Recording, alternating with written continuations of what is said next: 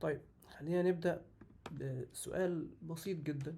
ويعني يمكن السؤال ده يمكن عمركم ما فكرتوا فيه. يعني هو سؤال، يعني الدايرة الجميلة بتاعتنا اللي أنا طبعا عمري ما هعرف أرسمها بشكل كويس، بس يعني bear with me. يعني الدايرة ليه الاريا بتاعتها بتساوي باي ار سكويرد؟ طب ليه القانون ده جه منين؟ يعني هو ده البداية اللي احنا هنبدأ منها. واكشلي لو مشينا في السؤال ده، لو حد فيكم اكشلي مشي فيه لوحده، يعني رغم ان انا اي وود داوت صراحة، بس لو حد فيكم كان فعلا ماشي في السؤال ده، كان هيوصل لمبادئ كتير اكشلي مربوطة بكونسيبت الديريفيتيف والانتجريشن والحاجات دي كلها يعني. فليه القانون ده، او القانون ده جه منين عامة يعني؟ طيب، خلينا نبدأ نقول. طبعا الدايرة الاريا بتاعتها صعب شوية نحسبها، على عكس مثلا المربع والريكتانجل والحاجات دي كلها، ان هي ليها سايد، يعني سايد لينث معين. فممكن اقول ان اريا بتساوي سايد سكويرد، عشان لو هنعتبر ان دي some sort of units، يعني دي زي جريد كده. فالاريا هي عبارة عن عدد اليونتس دي. يعني لو ده 1 متر سكويرد مثلا، فانا لو عايز اعرف المسافة دي قد ايه، هضرب اللينث ده في اللينث ده عشان هيديلي عدد السكويرز اللي جوه هنا، وده هيبقى بالنسبة لي اليونت بتاعي. فاكشلي يعني برضو نقطة يمكن حلوة نفكر فيها، يعني ان يونت برضو completely arbitrary. يعني الواحد ده ممكن يكون متر سكويرد، ممكن يكون سنتيمتر سكويرد، ممكن يكون اي حاجة. دي حاجة برضو لازم ناخد بالها، عشان اليونتس مهمة، على عكس ما معظم الدكاترة يعني او المدرسين بيعرفونا اليونتس فين وناقصك درجة ومش عارف ايه. لا، هو اكشلي اليونتس فعلا مهمة، على قد ما هو بيكرهونا فيها يعني. بس عموما، فمبدئيا لو عايزين نحسب الاريا بتاعت سيركل، في مشكلة زي ما قلنا، ان هو صعب ان انت تكوانتيفاي الدايرة دي بحاجة نعرف نقيسها. يعني ما ينفعش احط مثلا مربعات كده واحاول املى الاريا دي مربعات، عشان في حاجات تطلع بره الدايرة. و بيست على كده، فهي القياس بتاعها صعب شوية. ولكن برضو احنا هنضطر somehow ونقسمها بشكل ما. ممكن تقسمها بطرق مختلفة، يعني ممكن تحاول تقسمها كده، بحيث ان كل واحدة من دول عبارة عن سيكشن منفصل.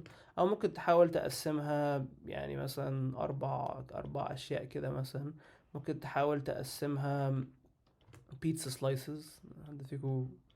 اظن معظم الناس هنا زي الباي تشارت برضه. طبعا انا رسمتها سيء جدا، الارياز مش متساوية، بس you get the idea. او في ايديا كمان ممكن ما تجيش على بال معظمكم يعني، بس هي برضه فكرة حلوة، تقسمها بشكل concentric circles. يعني اللي هو في دايرة هنا، وفي دايرة هنا، وفي دايرة هنا، وهكذا. فكده انت قسمتها زي ستريبس او دونتس، يعني ملفوفة يعني بشكل ما او اخر يعني. فهو انت ممكن تجرب بأي واحد من دول، واكشلي كل واحد من دول هتديك برسبكتيف مختلف، يعني هتوصلك لممكن conclusion مختلف شوية عن التانية. ولكن اللي احنا هنحاول نركز عليها دلوقتي هي دي، اللي مبنية على فكرة الكونسنتريك سيركلز دي. طبعا هي السيركلز بتلف البتاع كلها يعني. طيب، احنا دلوقتي اخترنا دي، فدلوقتي احنا قسمناها لشوية ستريبس، كل ستريب من دول او زي دونتس يعني. بس طبعا الدونت، يعني لو احنا رسمنا هنا كده دونت شيب، يعني هي الدونت عبارة عن some sort of يعني حاجة كده زي ستريب وملفوف. بس طبعا هو مش هيبقى ريكتانجل، عشان لو هو ريكتانجل مش هيفت. يعني لو تخيلته كده، لو انا خدت ستريب ريكتانجل وحاولت الفه حوالين نفسه، يعني مش هيفت بيرفكتلي لو عايز احطه بالشكل ده. فهو اكشن هتلاقي ان في جزء اطول شويه من الجزء التاني، بس ده حاجه هنخش فيها بعدين يعني. طيب، انا دلوقتي قسمتها للدونتس دي. فكل دونت من دول زي ما قلنا، لو انا فردته هيبقى عباره عن الستريب دي، واللينث بتاعها هيبقى 2 باي الار اللي هو الراديوس، هذا الانر راديوس. جميل. أم طيب، ده الراديوس بتاعها، والهايت بتاعها هيبقى الديستنس ما بين كل ستريب والتانية. يعني احنا لازم نختار رقم اللي احنا هنسميه في الحالة دي ار.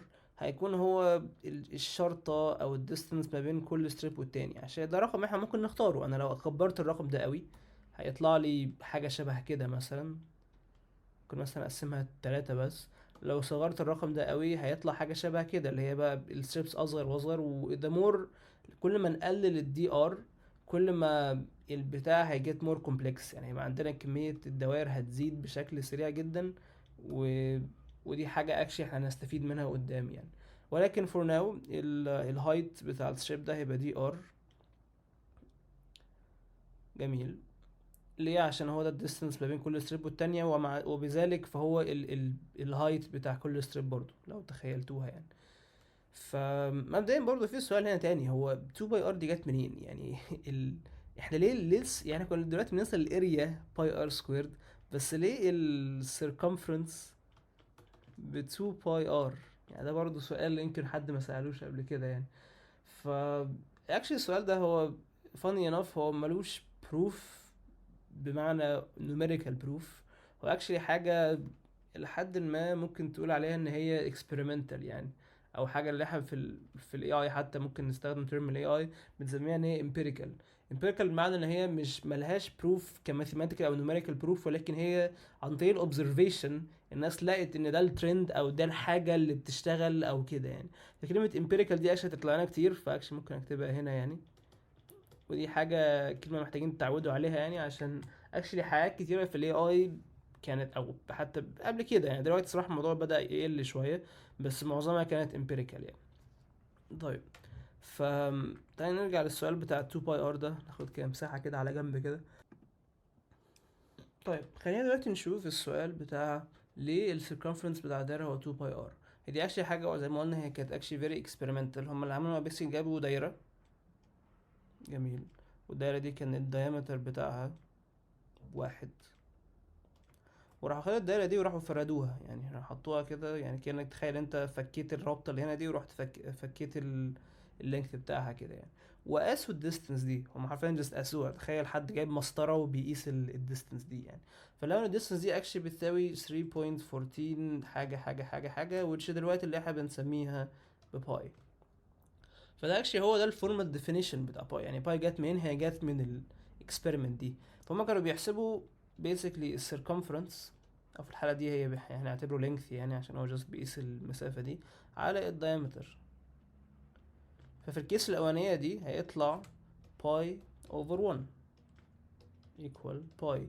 ليه الفراكشن دي؟ هم عايزين يعرفوا ايه proportionality constant ما بين السيركمفرنس والدايمتر. يعني ايه proportionality constant؟ يعني الرقم اللي انا لو ضربت فيه الدايمتر يديني السيركمفرنس، عشان بلاقوا ان هو اكيد بيولوجيك، هو في some sort of connection. ما انا كل ما بكبر الدايره بالدايمتر بتاعها كل ما السيركمفرنس بتاعها بيزيد، فاكيد في ريشيو ما بينهم. لو انا عرفت اجيب الريشيو دي هعرف احسب السيركمفرنس.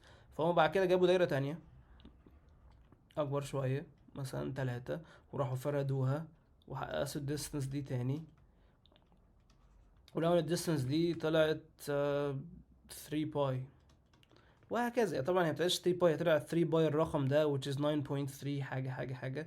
فطلعت هنا 3 باي over 3 equal باي. لو قعدت تعيد بقى الحسبة دي كذا مرة هتلاقي ان هو البروبورشنال كونستنت اللي هم لقوه هو باي. ولذلك لو انت عايز تجيب السيركمفرنس، يعني دلوقتي احنا بنقول ان السيركمفرنس over diameter بيساوي باي. جميل. انا عايز احسب السيركمفرنس، هاخد ده واضربه في الدايمتر، فيبقى عندي equal باي في دي اللي هو 2 باي ار. جميل. فده just side note كده سريعة يعني، عشان دي حاجة يمكن بعض الناس ما عرفتهاش، وانا برضو حتى اضطريت اراجع عليها يعني.